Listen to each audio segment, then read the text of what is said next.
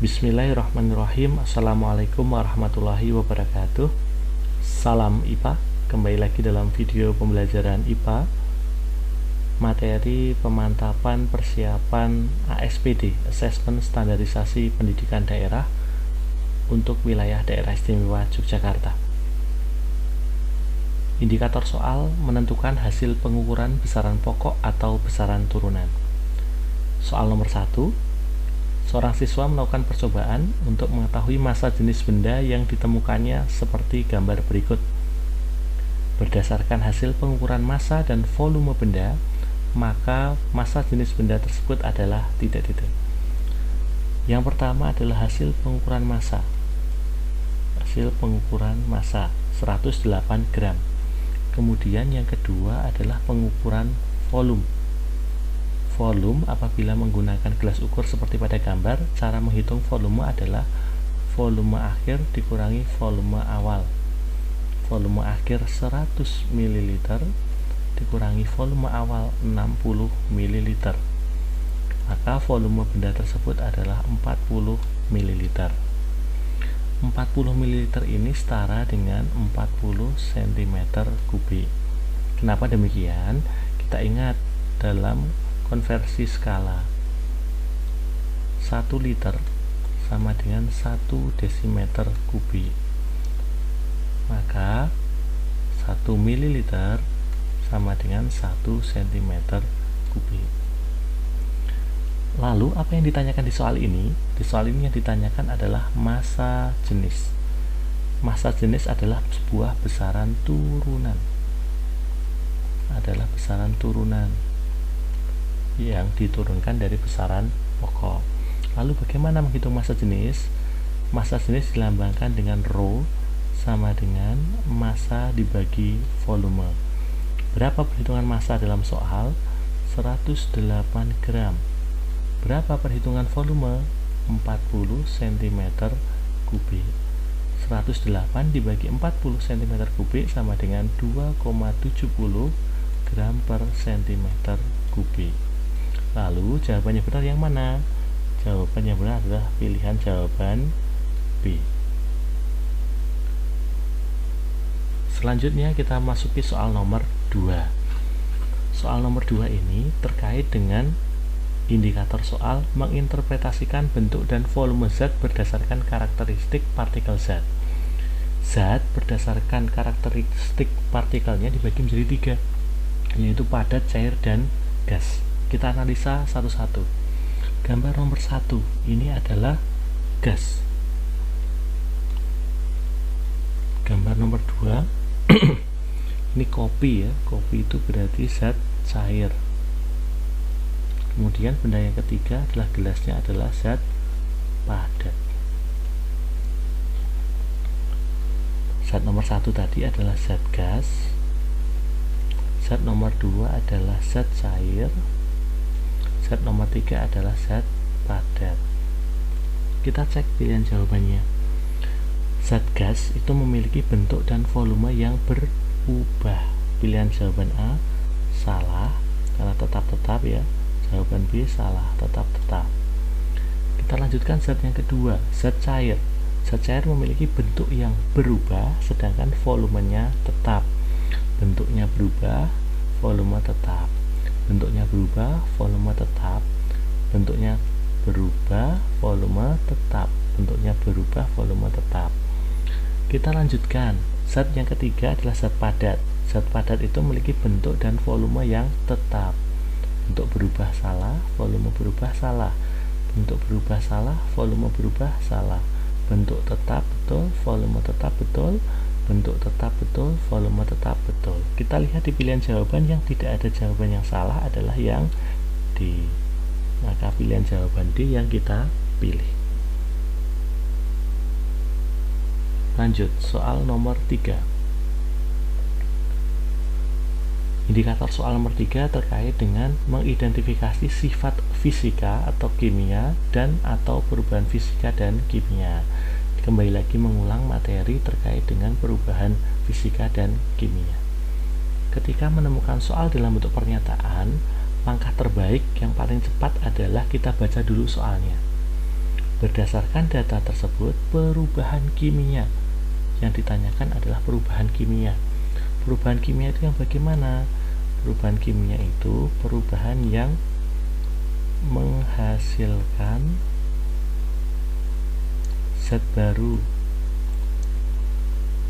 Zat baru itu yang bagaimana? Yang berbeda sifat dengan zat sebelumnya. Nah, kita lihat. Yang pertama, es batu di dalam gelas mencair. Peristiwa mencair itu termasuk peristiwa perubahan wujud. Perubahan wujud itu termasuk perubahan fisika. Jadi pilihan nomor 1 salah. Selanjutnya, pagar rumah terbuat dari logam berkarat. Berkarat ini adalah salah satu ciri perubahan kimia. Kenapa demikian? Karena karat berbeda dengan sifat asalnya, yaitu besi. Sifat besi berbeda dengan sifat karat. Selanjutnya nomor 3, meja dan kursi di ruang tamu terbuat dari kayu jati. Meja terbuat dari kayu. Meja sama sifatnya dengan kayu, berarti perubahan fisika. Dia hanya mengalami perubahan bentuk. Berarti ada pilihan jawaban nomor 3 salah. Langsung saja jawaban yang betul adalah C. Kita cek yang keempat. Daun-daun di pepohonan sebagian mulai menguning.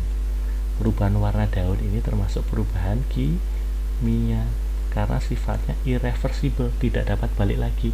Ketika daun-daun pepohonan tadi sudah menguning, tidak mungkin kembali lagi menjadi daun yang awal atau muda yang berwarna hijau. Jadi, untuk membedakan perubahan fisika dan kimia, prinsipnya adalah zat yang dihasilkan. Apakah zatnya itu memiliki sifat yang sama atau tidak dengan zat sebelumnya. Kalau perubahan fisika itu identik dengan perubahan bentuk dan perubahan wujud. Sedangkan kimia sifatnya irreversible atau tidak dapat kembali lagi atau menghasilkan zat yang baru yang berbeda sifatnya. Tentunya anak-anak semuanya bisa membedakan keduanya. Kita lanjutkan nomor selanjutnya. Soal nomor 4. Soal nomor 4 ini, indikator soalnya adalah menghitung besarnya kalor yang diperlukan pada proses pemanasan dan atau perubahan wujud zat. Langsung saja, ketika anak-anak menemukan soal dalam bentuk grafik kalor seperti ini, langsung dicek soalnya bagian pada proses yang mana yang ditanyakan. Di sini di akhir soal yang ditanyakan adalah proses dari RSTU. Dari RSTU, dari semua keseluruhan proses. Baik, yang pertama ketika membaca grafik, di sini adalah titik 0 derajat. Di bawah suhu 0 derajat, wujudnya adalah es. Sedangkan di atas 0 derajat, wujudnya adalah air. Itu yang penting ya. Di bawah 0 derajat wujudnya es, di atas 0 derajat wujudnya air. Kita cek yang pertama. Perubahan dari R ke S terjadi kenaikan suhu. Berarti ini menggunakan persamaan Q sama dengan M kali C kali delta T. C adalah kalor jenis, bentuknya adalah S, berarti di sini adalah kalor jenis S. Kemudian proses dari S ke T pada saat suhu 0 derajat, maka S mengalami proses yang namanya melebur. Di sini kalor yang diperlukan adalah M kali L, massa kali kalor lebur S, disingkatnya LS. Kemudian dari proses T ke U terjadi perubahan suhu lagi. Ini kalor yang diperlukan sama persamaannya ya, Q sama dengan M kali C kali delta T. Ada perubahan suhu, pasti ada delta T nya. Bentuknya apa? Bentuknya adalah air karena di atas 0 derajat. Lalu kita hitung saja. Yang pertama adalah R ke S. Q sama dengan M kali C kali delta T. C nya tadi CS. Massa bendanya 600 gram S. Nah, di sini ya masanya dibaca soal dari atas 600 gram berarti 0,6 kilogram. Tulis 0,6. Kalor jenis S 2100. Perubahan suhunya berapa? Dari min atau negatif 10 ke 0 berarti 10 derajat. Kita hitung 0,6 kali 2100 kali 10, 2100 kali 6 berapa ketemunya? 12.600. 12.600 satuannya joule. Kemudian kita hitung yang S ke T. S ke T Q, kalor yang diperlukan sama dengan M kali kalor lebur S, karena melebur tadi ya. 0,6 kali kalor lebur S. Kalor lebur S adalah 340.000. Berarti berapa? 340.000 kali 0,6. 340.000 kali 0,6, 180.000 ditambah 240 berarti 204.000. Bisa dihitung ya. Kemudian yang terakhir T ke U, terjadi peningkatan suhu lagi, M kali C kali delta T. C nya adalah C air, 0,6 kali 4.200 kali perubahan suhunya 0 ke 20 berarti 20 derajat. Kita hitung sekarang 0,6 kali 4.200 kali 20, ketemunya berapa ya? 0,6 kali ini 12 kali 42, 12 kali 42 berapa? Yuk dihitung, 12 kali 42 berapa? Sebenarnya tidak perlu dihitung, sudah ketemu jawabannya. Berapa? Ayo, 12 kali 42 berapa ketemunya? Ketemunya berapa? 50.400. 50.400 joule. Karena ya ditanyakan semuanya, maka tinggal dijumlah. Ketemunya adalah 267.000 joule. Kalor yang diperlukan adalah 267.000 joule. Disederhanakan, 267 kilo joule. Jawabannya di A.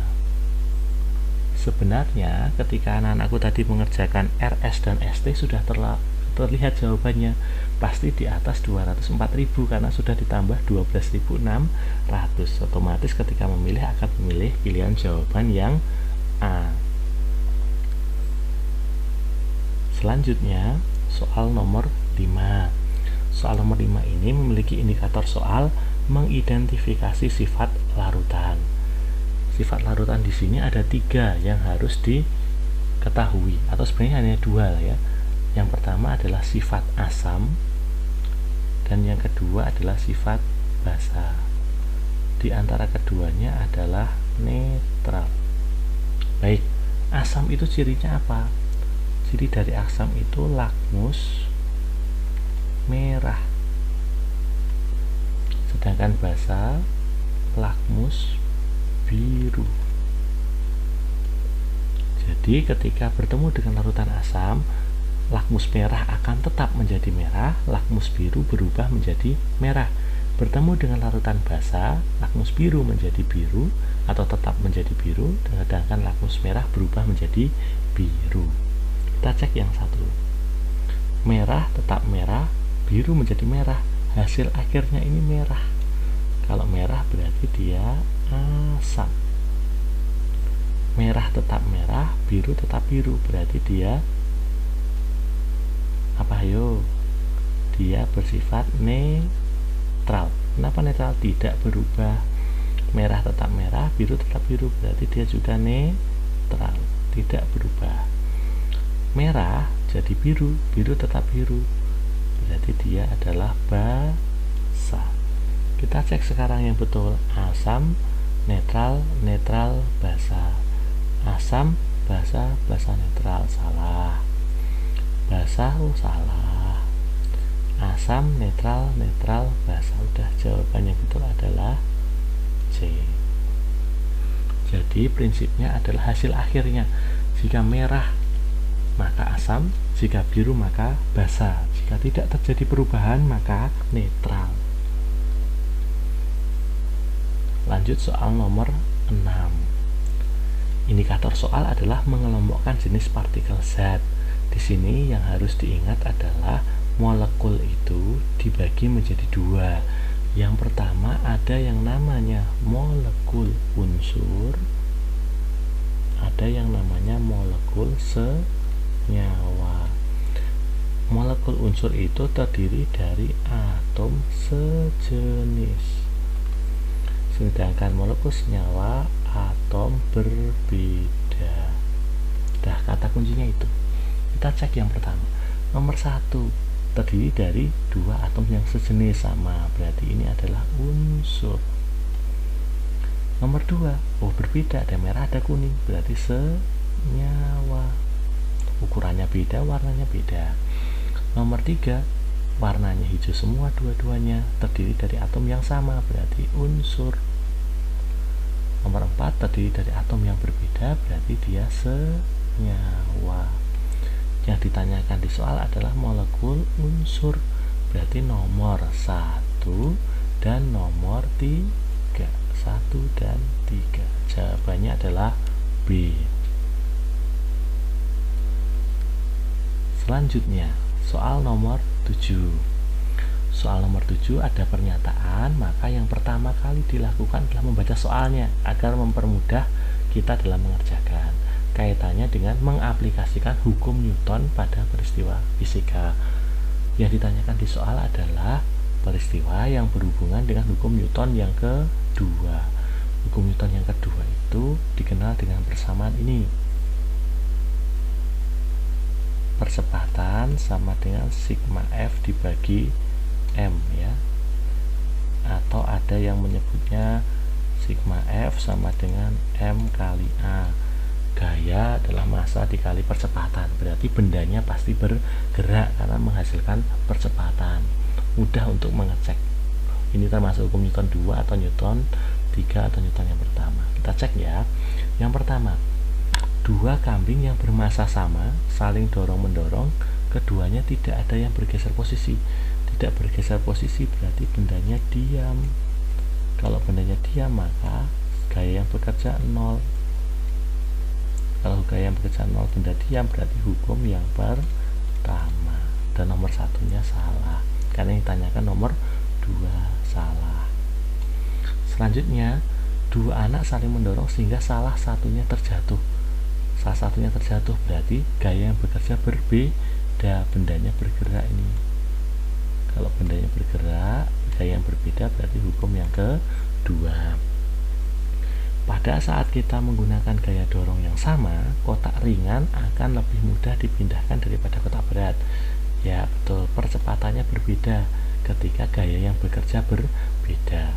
Ingat, ada percepatan, gaya yang kerja berbeda berarti hukum yang kedua. Saat menggerakkan dayung ke belakang, perahu bergerak ke depan. Ada aksi, ada reaksi, berarti hukum yang ketiga. Nomor 4 salah. Yang betul adalah 2 dan 3, hukum Newton yang kedua.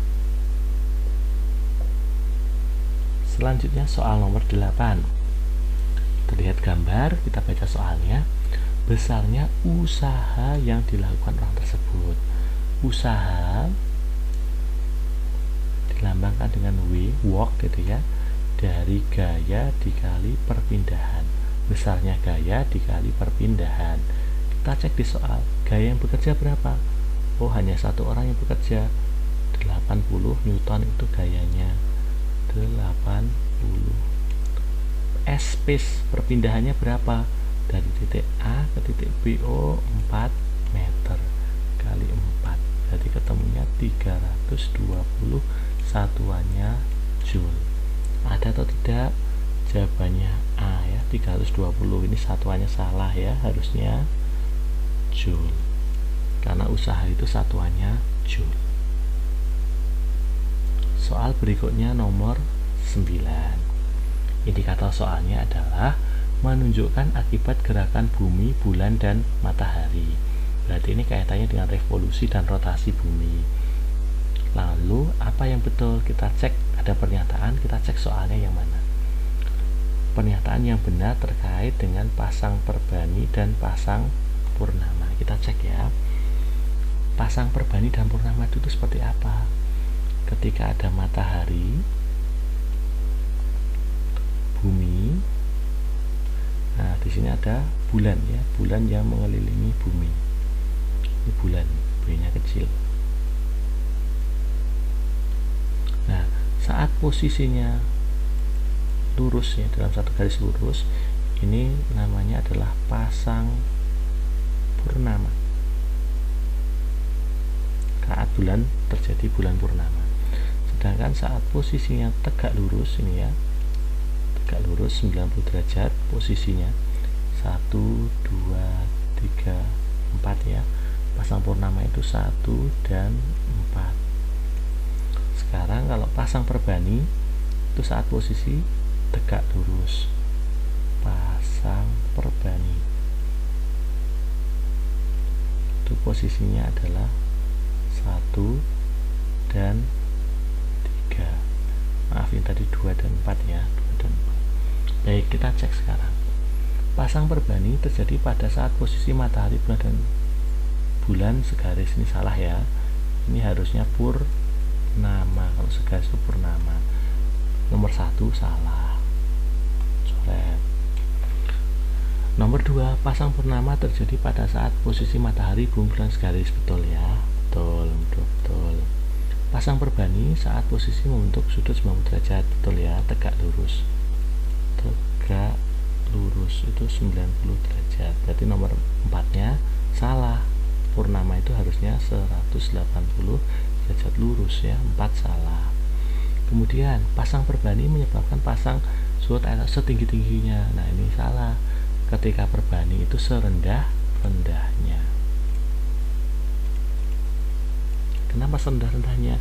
Karena ditarik oleh matahari dan ditarik oleh bulan, sehingga ada 2 gaya tarik yang mempengaruhi permukaan air. Berarti yang betul adalah 2, 3, dan 6 ya. Bisa dibuka lagi terkait pasang purnama dan pasang perbani. Selanjutnya soal nomor 10. Indikator soalnya adalah menganalisis cara yang tepat untuk penggunaan pesawat sederhana. Pesawat sederhana yang ada pada gambar adalah bidang miring. Bidang miring. Terkait dengan keuntungan mekanik bidang miring, keuntungan mekanik itu apa toh? Keuntungan mekanik itu adalah perbandingan antara sisi miring dengan ketinggian. Semakin panjang sisi miringnya, maka keuntungan mekanisnya akan semakin besar. Buktinya apa? Semakin ringan ketika kita mendorong, atau gaya yang kita bekerja itu semakin kecil. Itu menyebabkan keuntungan mekanis. Nah, di soal ini sisi miringnya berapa? Sisi miringnya adalah R, tingginya berapa? P. Berarti mencari keuntungan mekanis adalah R dibagi P. Jadi yang betul jawabannya adalah A, gitu ya. Jadi kalau ingin memperbesar keuntungan mekanis, R-nya atau sisi miringnya diperpanjang, maka nanti akan semakin besar keuntungan mekanisnya, ditandai dengan semakin ringan ketika kita mendorong benda. Demikian pembahasan untuk soal nomor 1 sampai nomor 10 sesuai dengan indikator soal. Sampai bertemu di part berikutnya untuk membahas nomor soal 11 sampai 20. Salam sains, tetap belajar, tetap bersemangat walau belajar dari rumah. Assalamualaikum warahmatullahi wabarakatuh.